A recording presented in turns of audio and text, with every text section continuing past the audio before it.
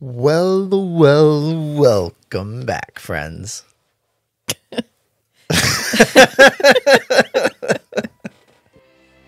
Hi, I'm Rachel. And I'm Matt. Welcome to the Strange and Beautiful Book Club.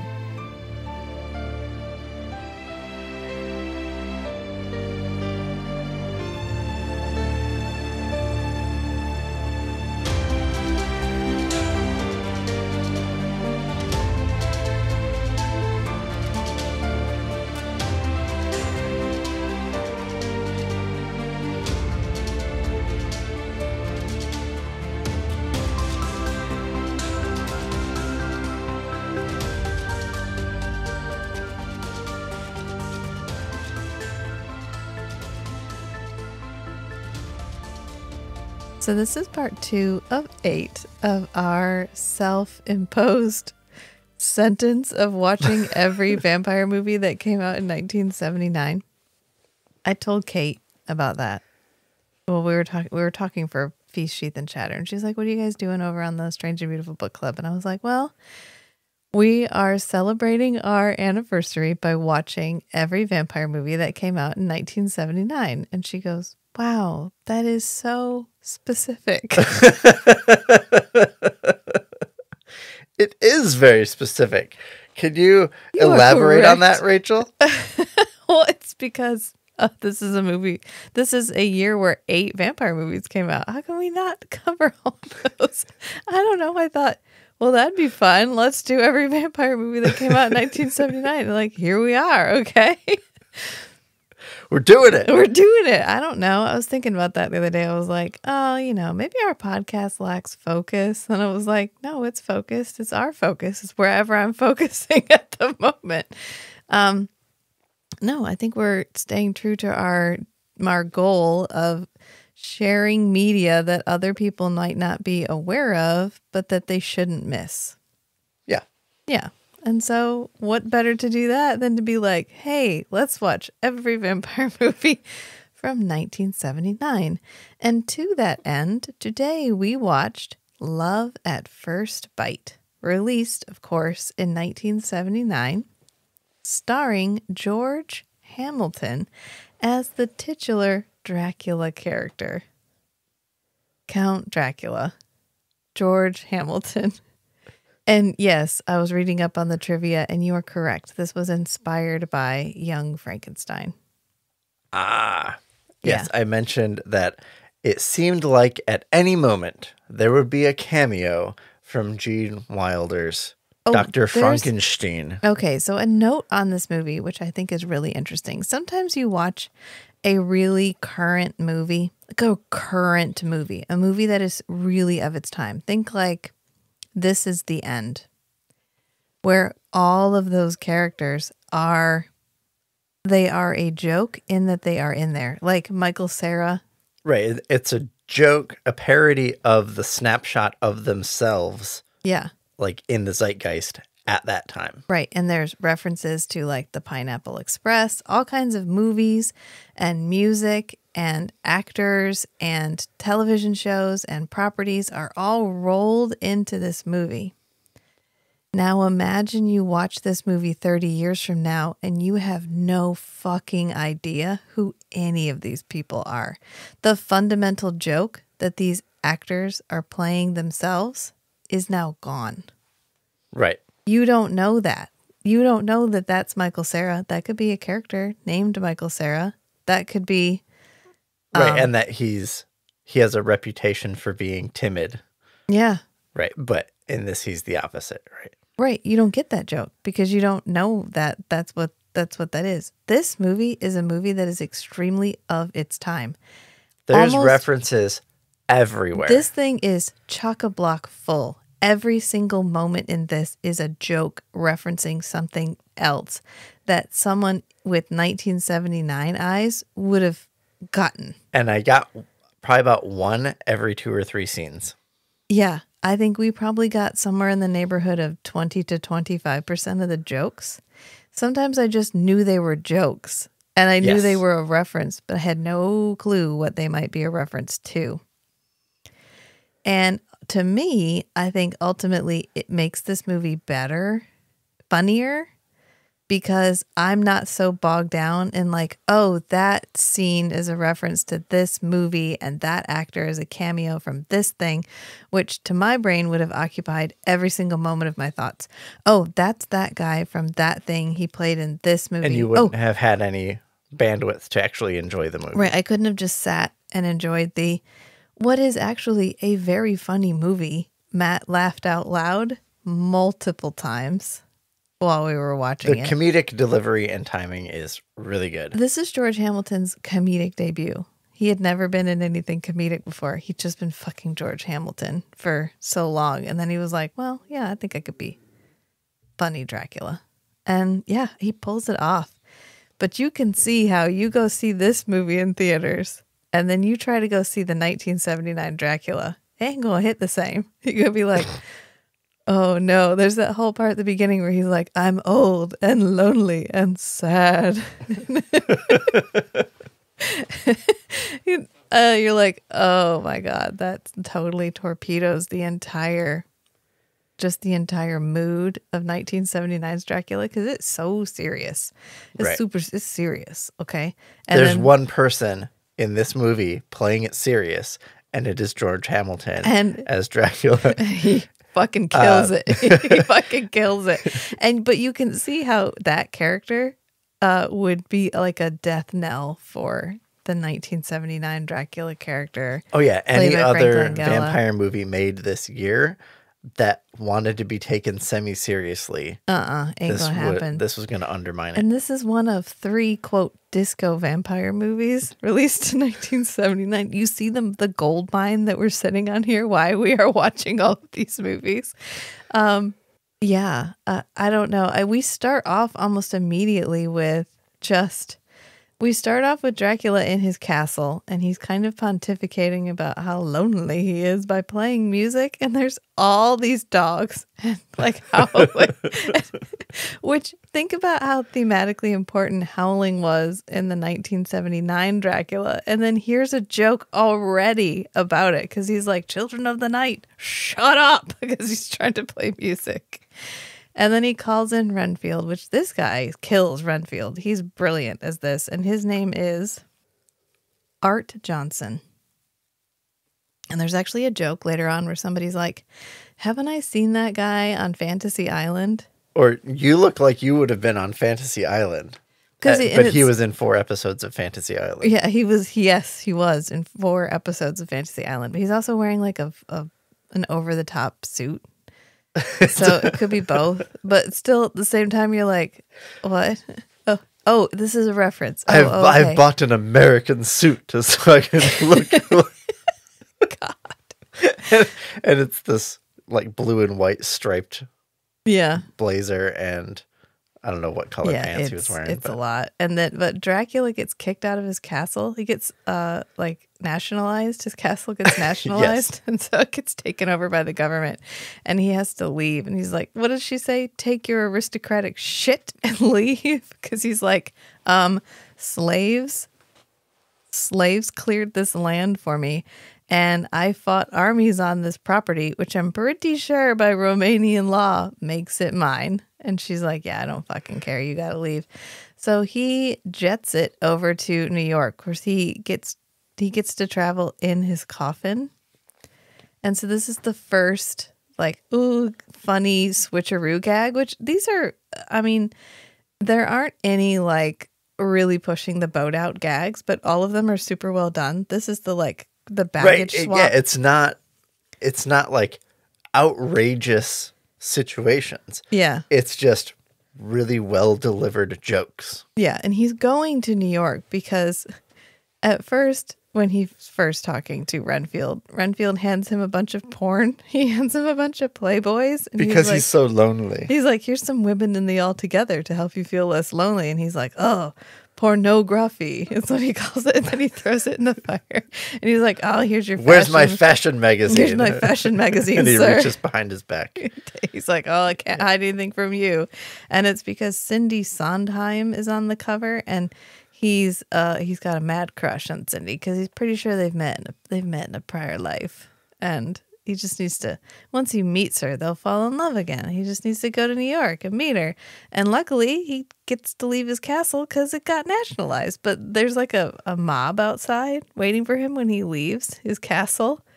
And he just walks out because he's like, no, I'm Dracula. This is going to be fine. And one of them tries to attack him and he like spits mist at them. Yeah, he spews smoke at them. Jets mist at from them. his mouth. And then he like climbs up on the side of the carriage, and as they're riding away, like the coffin is strapped to the back of the carriage. Like, okay. It's pretty funny. That scene's pretty funny. But then, of course, they get body swapped because coffin gets swapped with an actual body. Right. There's 2 coffins. And so then we cut to... And they get swapped in the baggage claim. Yes. But they cut to this... We're not going to cover absolutely everything that happens in this movie. You should just go watch it because, of course, there's like 50 gags between getting Dracula from the airport to the funeral that he accidentally attends by being mistaken for the other guy who's actually dead. And this is hysterical. I don't know how I feel about this because you're not sure how appropriate this scene is watching it in 2023. Right. I mean, it's still funny. And the running gag for every person of color that pops up in this movie is, haven't you seen Roots? Which came out 2 years before. And was a phenomenon, like a cultural shift phenomenon. Yes. So, of course, they're referencing it. But even in the funeral, the guy's like, man, we've all seen Roots. And you're like, oh, no, this is where this is going to go. I don't know how I'm supposed to feel. This is really funny. We just go with it. Just go with it. Here's a hot take on this movie. Don't think too deeply about it. I'm surprised Lamar Burton did not make a cameo. Maybe they couldn't afford him. That's very possible. Yeah. Okay. So don't think too deeply about this movie because I got his name wrong. Plenty of the running gags are really hard for 2023 sensibilities. They're still funny, but you're like, I should not be laughing at this.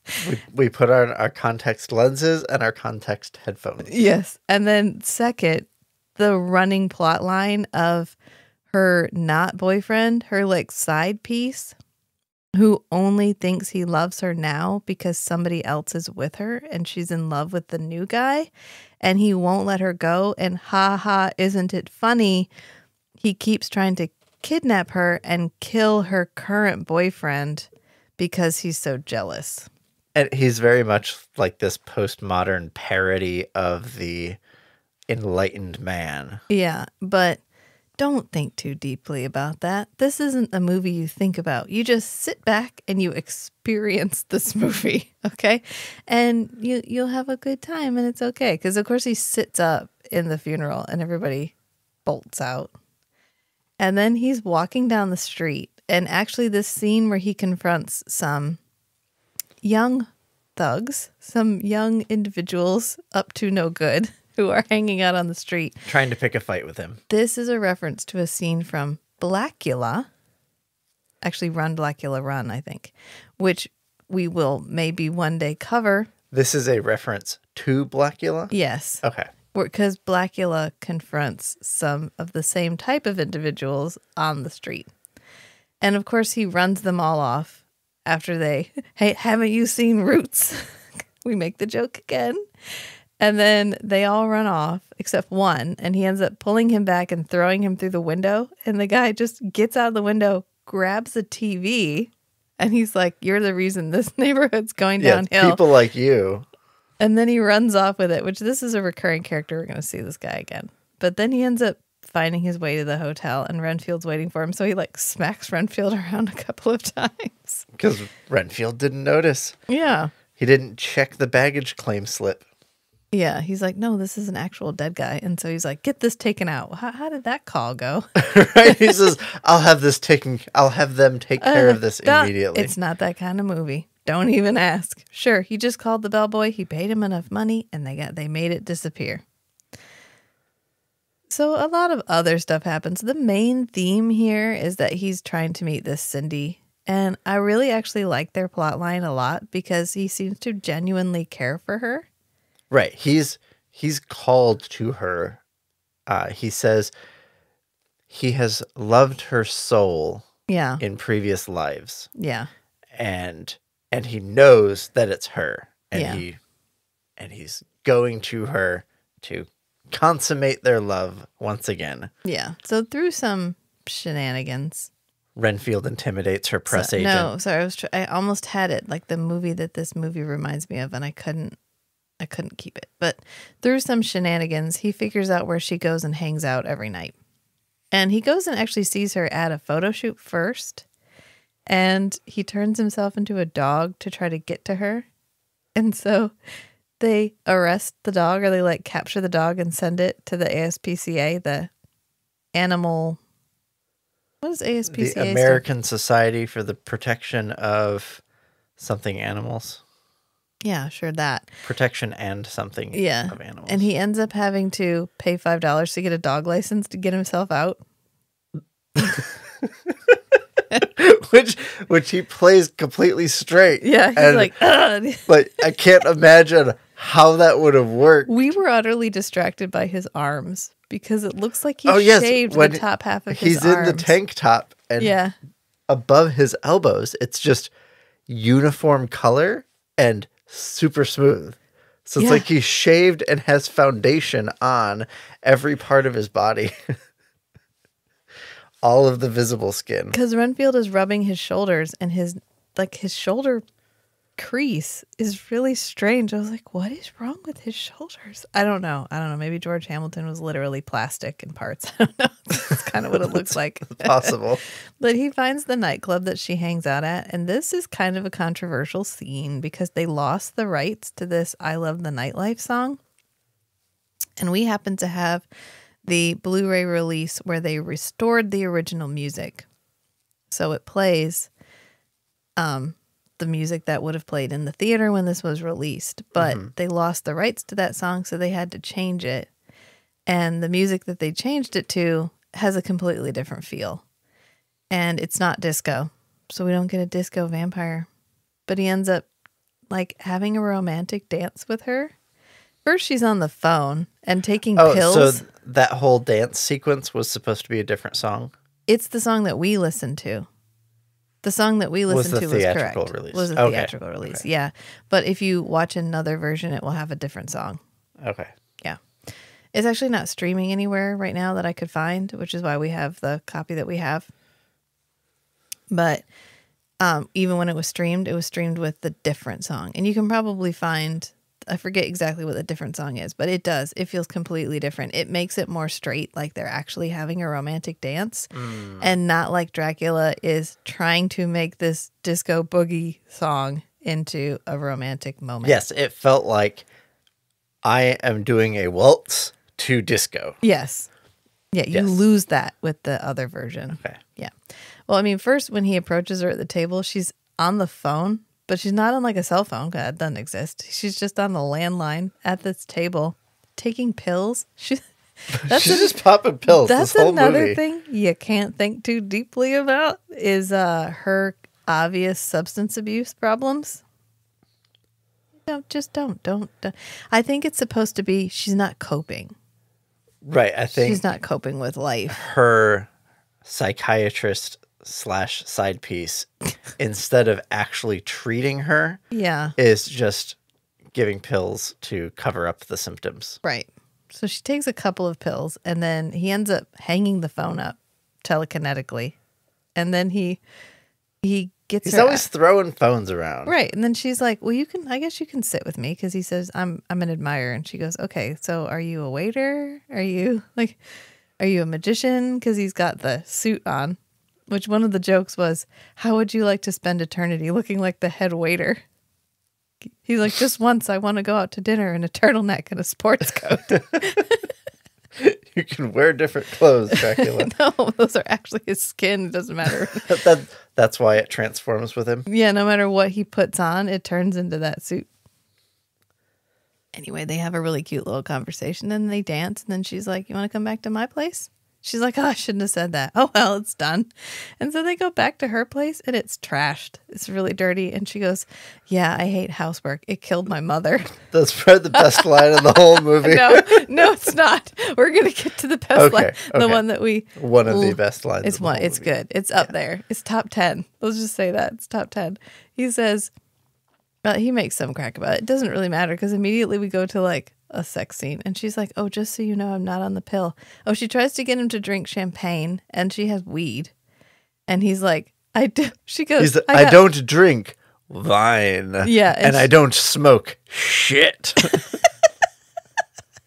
God, what is this movie? It was so funny. And so then they're on the bed and he's just biting her neck and she thinks like this is just foreplay, whatever. But it's not. It's not. And then we cut to her with Rosenberg, her shrink, who's actually a Van Helsing. I think everybody calls him Rosenberg. Yeah, Jeff Rosenberg. Jeff, yeah.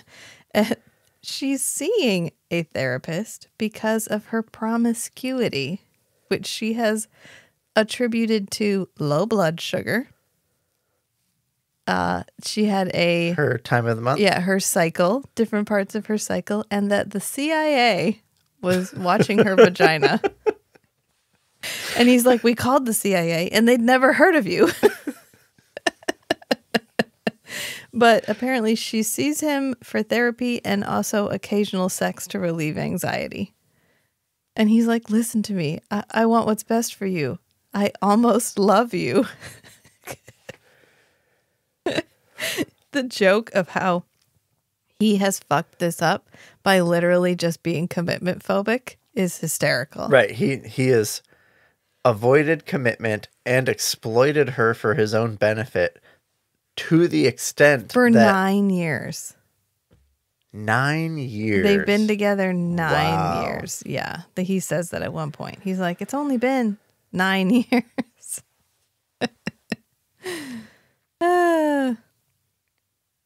I think it's funny that she's seeing him for promiscuity, like it's an issue that needs to be solved, and not just she's young and attractive and untethered and free to do what she wants. And he ends up getting himself an invite to her dinner that she's going to be having with Dracula that night because she tells him all about what happened. And she's like, literally, I've never had a more sexually fulfilling experience in my entire life. And he's like, Jeff gets upset at. He goes, oh, well, it must have been a fantasy. She goes, does this look like a fantasy? And she like tilts her head. And that's when he sees that she has a bite mark on her neck. And he's like, holy shit, that's Dracula. And she goes, how did you know his name? That's so weird. I didn't even tell you. I didn't even tell you that. And he's like, no, he's a vampire. And she's like, oh, shut up, Jeff. She does not care. She's like, okay, whatever. We've all got things, I guess. And he tries to pull a book out and read it perfect. to her. Whatever. She ends up giving him an invite to the dinner that they're going to have. So when Dracula arrives at dinner in his one-horse carriage, which he rides to New York, Jeff Rosenberg is already there. And so is she. And so when he sits down, they have kind of this really funny exchange. And she's like, well, I hope you guys had a great day. I had a terrible day. I got run ragged by my photographer. He might be the best in town, but he's still a bitch. And Dr. Rosenberg says, now, we can't judge them for their lifestyle. And that's when she says, I know. Everybody loves differently. Oh, yes, this line. Yeah, by the 21st century, homosexuality will be the norm. Matt and I fucking lost it. I was like, what did this movie just say? What just came out of her mouth? It is the most like, what? What?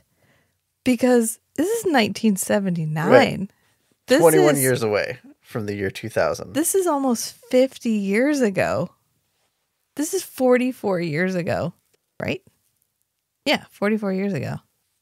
46. No, 40. Pull up the calculator. Oh, no, 21 years to 2000, and it's the year 23. 21 plus 23 is 44. Yeah. Yeah, this is 44 years ago. And they're like, I know everybody loves their own way. We just have to accept them how they are because, eventually they're going to take over. It's like when I was in elementary school and they were like, we have to learn Spanish because by the time you guys are old enough, Spanish will be like one of the, might be the most prominent language. Yeah. Do you remember that? And then after the second grade or third grade, they were like, yeah, fuck it. Nobody needs Spanish. We're not going to teach you that shit anymore. That's like, okay. Yeah, we died. We died a little bit. And then they have this pissing contest where they're both trying to out-hypnotize each other. And the waiter walks over. And she just leaves. She's like, you know what? You guys are boys will be boys. I'm going to fucking leave. And she just dips. She's like, I got better places to be. I got other stuff I could be doing. Y'all are just too much right now. I love it when female characters call out macho bullshit. Yeah, she's like, and she does over and over and over again. She's a phenomenal character. She gets one line that I was like, no, Cindy. And that's the one where she says, a woman's career is kind of like a man fooling around. You just do it until the right one comes along. It's kind of nice. It's kind of nice. It's kind of fun. Until the right person comes along. It's kind of fun until the right person comes along. She is making $1,000 a day. She says that at one point. $1,000 a day in 1979. And this is her... She's an extremely successful career woman. This is her fooling around career? Right? The fuck? Cindy, calm down. Just waiting for Mr. Right. I love her giant wigs. She's wearing a wig almost this entire movie because she's got short hair. Yeah.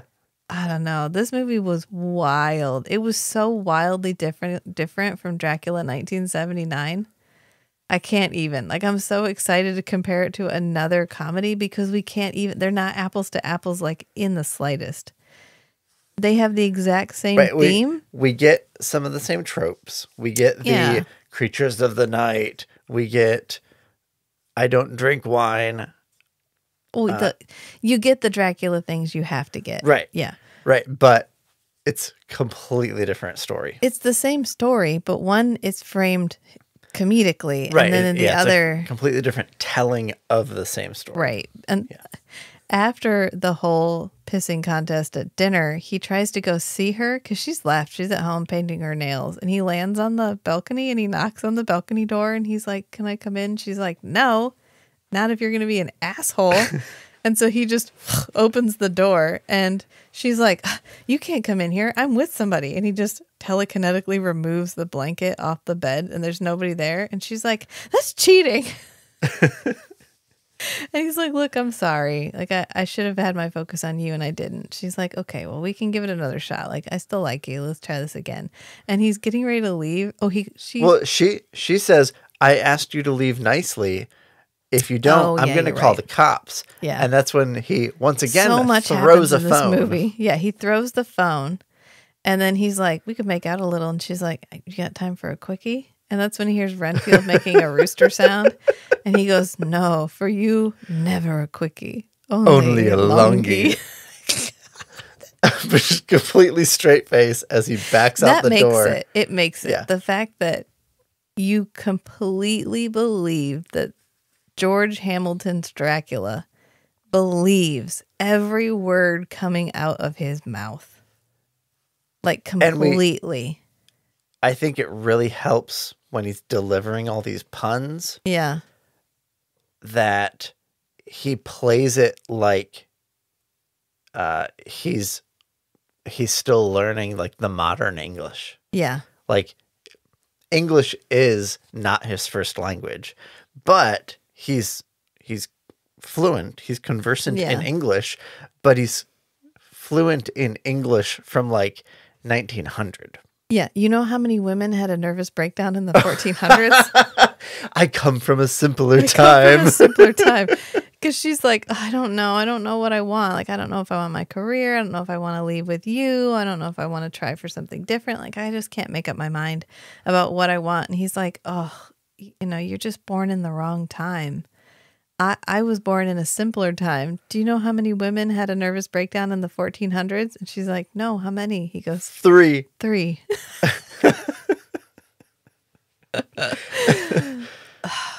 This movie was so funny because immediately after that, what we're seeing is really the love story between Cindy and Dracula growing very organically, very sweetly, very romantically. Right. Like, he knows that she's the kind of person that he will fall in love with. Yeah. But he still has to get to know her. Right. And she has to get to know him. And so we get this kind of courtship it's really story sweet. arc between them. Yeah. Where they're both just kind of open to the idea of, oh, this person seems like someone I could get along with in the long term. Interrupted, of course, by... And they do get along well. Yeah. Interrupted, of course, by the slow spiral down of Dr. Jeff Rosencrantz Van Helsing. Rosenberg, sorry. But yeah, Rosencrantz is from Shakespeare.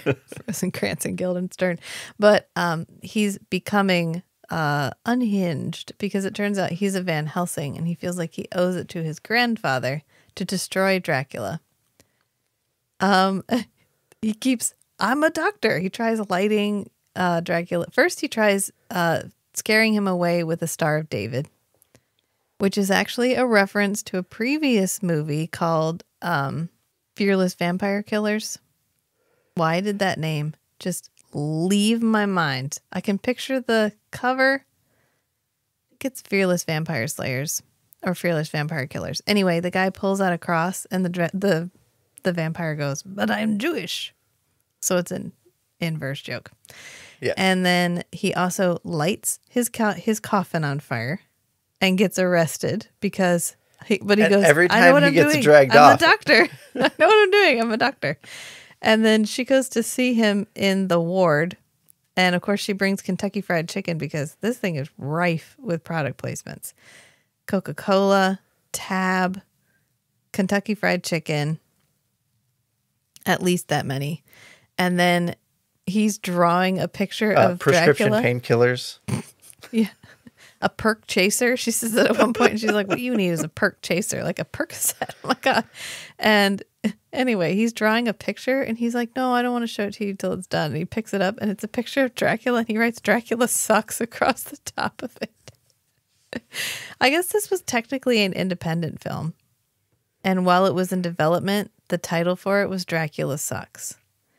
Which I'm glad it was Love at First Bite. Yes, that's a better title. Yeah, because Dracula Sucks is one of those ones. I think 15 movies would probably pop up. Yeah. And what else does he do? He shoots him with silver bullets, which he shoots him 3 times in the heart with silver bullets. And he's like, haha, that's for werewolves. And he's like, oh, werewolves. Right. Okay, I'll get you next time. And then he tries just literally pretty much everything but sunlight. He tries. Because at the very end, he goes after him with a stake. But through this he whole, misses. Really the only thing that's driving the doctor is the fact that at one point he says it. He Jealousy. Goes, yeah, he's better in bed with my girlfriend than I am. Yes, that's a recurring theme. Also, when they get stuck on the elevator, almost everybody in there is a cameo. Oh, they are? Yeah. Okay. I was going to say, I appreciate that every time he's getting like out of control, like he's getting manic, like trying to get her away from Dracula, all the bystanders all cooperate to defend her. Yeah. And it's set in New York, which New York at the time had quite the reputation for not being a safe city, which is why when there's a brownout, all of a sudden all the background characters are looting everything. Somebody walks the power by with just a toilet. starts flickering, and the detective's on the phone, on the payphone, and somebody walks up and rips the payphone out of the wall. Yeah, and walks off with it. And somebody has the back of a toilet. Somebody has a potted plant. Somebody walks by with a bed with the people still sleeping in it, like they broke it and stole the bed while somebody was actually in it. And the guy selling flashlights is also a cameo. This whole section is pretty much cameos. Then there's a lady walking around looking for her cat, calling Morris. She's going, Morris, looking for her cat. Well, Morris is the cat on the 9 Lives brand for cat food. So this is another reference. Commercial. Yeah.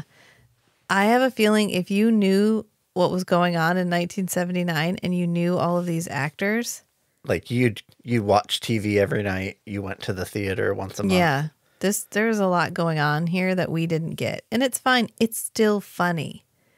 I think so. Despite us not getting the bulk of the references, Yeah. it was still a very entertaining movie. It would be fun to watch it and it'd be funny and then go back and be like, okay, is that a reference to something? What has that guy been in? Is he a cameo? Because a lot of them, they're cameos because they play with some of the actors in other things. It's not unlike Forever Night, where so many of those actors, like Tracy, the actress who plays Tracy, goes on to be in Andromeda, which has Kevin Sorbo in it, and like all of these other just who's who of actors of the 90s that just were like a rotating wheel of TV actors. Right. Or there's so many like guest actors on Forever Night that are Garrett's buddies from Stratford. Yeah, exactly. You just get them. Yeah. You get them in. The one guy does get called a fruitcake. The guy on the elevator who has a dog, and he's like, "Can someone get my lighter?" Oh yeah, I have a lighter in my pocket. My Bic. Yeah, can somebody get it out and flick my Bic? Okay, dude. Well, that's another. That was the Bic slogan for a long time. Oh, flick it was. My Bic. Yeah. I'm 80% sure about that, but that's might as well be 100, so I'm just gonna leave it in. Because Dad used to say "flick my Bic" every time he pulled a lighter out. He'd be like, "Could somebody flick my Bic?" There's a lady naked, painted gold. There's some 70s nudity just in there.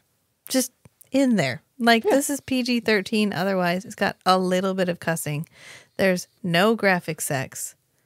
He's not even shirtless when we know they're supposed to have just had sex.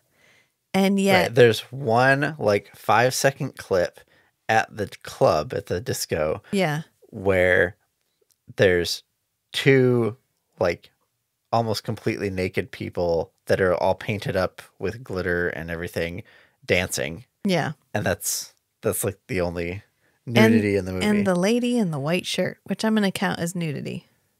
I don't know if that counts. I'm pretty sure I know exactly what her nipples look like. Well, I'm not going to argue that, but... Okay. So, compare and contrast. Which movie did you like better? Which one would you find more rewatchable? Dracula 1979 or Love at First Bite? Dracula. Why? Can you qualify why it's more rewatchable? The characters are deeper. Yeah. Here, there's like one deep character. Maybe 1.5. Is he deep? 2.5. I fell asleep during that. That's another line. Whereas Dracula, there's multiple characters that are like actually characters. It's mentally engaging in I want to know more about these characters and I want to see where this is going and I'm invested in what happens to these characters. I can't say that at any point I'm overly invested in what happens to the characters in this movie because I know they're going to get together. The taxi chase scene is adorable. Right, it's a romantic comedy. Yeah, the taxi chase scene is adorable. The bad guys are chasing them. They're trying to get to the airport on time and she's like, "Oh, look, they're following us. That's so cute." And she falls asleep on his shoulder and the taxi guy puts on romantic music and meanwhile they're chasing them on a motorcycle. Yep. While Dracula drives the car through the woods to try to get away from them. And I love the taxi guy's line. He's like, "I've driven people to the airport for 32 years, but this is the first time I've gone on a flight. So thank you so much." Because at first he's antagonistic towards Dracula. And by the end of it, he's like, "Oh, you just have he's really totally on board." It reminded me of Harvey. Remember the guy, Harvey? The one taxi driver that drives him all over the place. Yeah. Just taxi drivers in general. Taxi drivers are like a trope that doesn't show up anymore. Although he does take an Uber at the very beginning of the movie, like 1979 Uber. Yes. Because Renfield's carrying his luggage out and this guy walks up and he's like, "I got a limousine. I'll drive you into the city, $25. Which was Uber luxury. And then Uber economy shows up and the guy's like, "I got a car. It's air conditioned. I'll take private car, $10. And he he leans over to talk to the box, which of course contains just a dead guy. And the guy's like, oh, okay, fine, $750. And it turns out it's just a Volkswagen Beetle. And they have to like strap everything into the Volkswagen Beetle, which feels very Uber economy. Yeah. Except it would be a Prius. Like, and it's reminiscent of the carriage leaving the castle. Yeah, where they strapped it in the back. The casket sticking up. I just thought it was funny. It was like early. Was this what happened? Early Uber? You just showed up with your car and you just walked in. You were like, anybody want to ride somewhere? I'll take you there. It was the 70s. It's fine. It's not like people got murdered literally all the fucking time in the 70s or anything. Every single major serial killer is, it's not in the 70s. Oh, wait. Yeah, they are. They all are. Maybe it's because people were just lying about, waiting to be kidnapped. People were like standing on the side of the road asking you to put them in your car. Right. You just had to be like, I need to pick somebody up to kill them. Yeah. I think I'll go by the airport. There's always people looking for a ride at the airport. And they're probably here from out of town, so... By themselves. There's no cell phones, so nobody's looking in on them. Yeah. Yep. Well, okay, that took a dark turn. I would definitely watch Dracula 1979 again.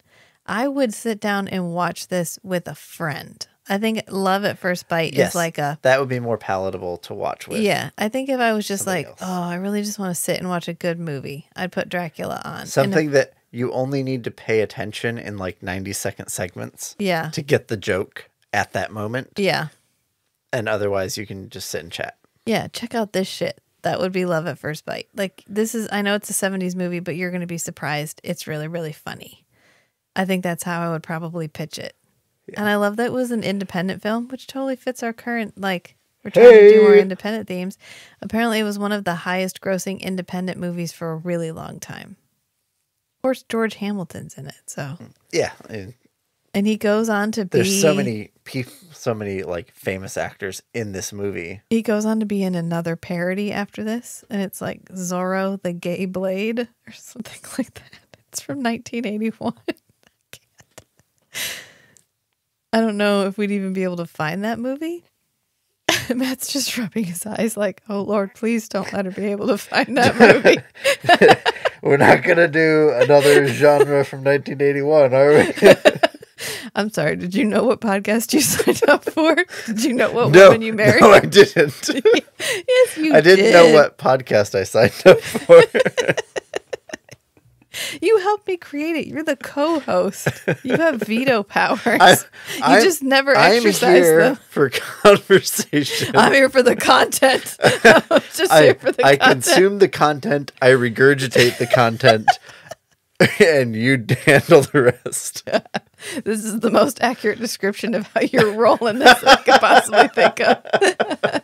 You're like, I don't know. I watched the movie. I show up. What more do you want from me? You know, I do tech support. You know, this whole podcast thing for me is really just like a man fooling around. It's fun. It's fun for right now. Until the right person shows up. Until the right person shows up. Yep, yeah, as soon as we get an actual, like, once we're Wondery. I'm just keeping you preoccupied for now. Can you imagine if we were like a Wondery podcast and they had... Listen, they probably have standards. Oh, God. Oh, God. We'd have a producer assigned to us. No.